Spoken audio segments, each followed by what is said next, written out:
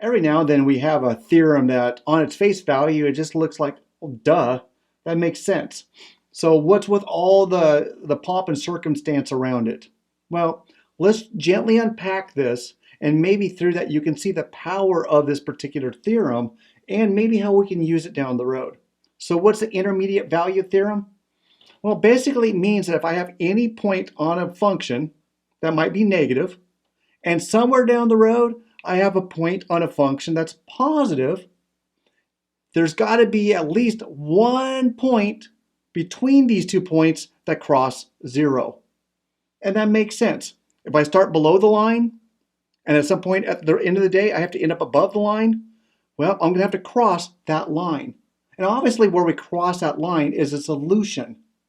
So that's what we can use, is this idea that if we have possibly a negative value at one part of our graph and a positive value, we know we have a solution between those 2 points.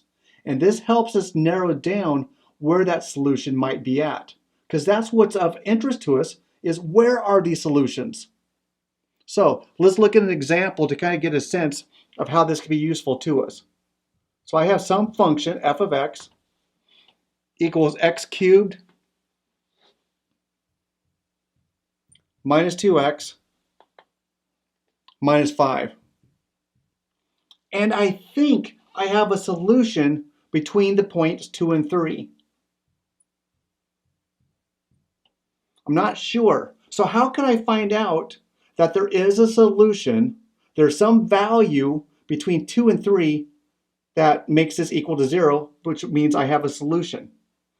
Well, what we do is, let's evaluate one endpoint, and that means evaluate the function at 2, and this becomes 2 cubed minus 2 times 2 minus 5, 8 minus 4 minus 5 equals negative 1.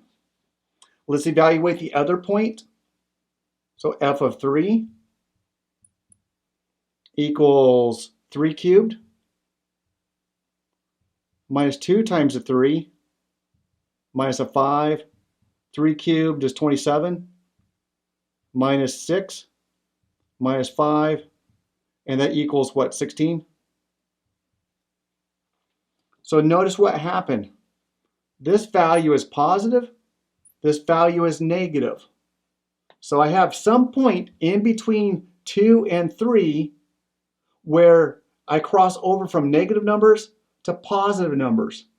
And there I have proof that there's a solution there. It crosses the x-axis.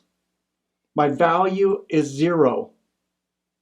I have a solution. I don't know where, but I know it's between 2 and 3.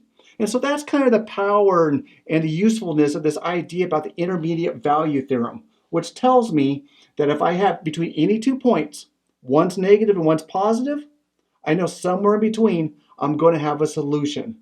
And that's helpful because that's what we're in the business of, looking for solutions.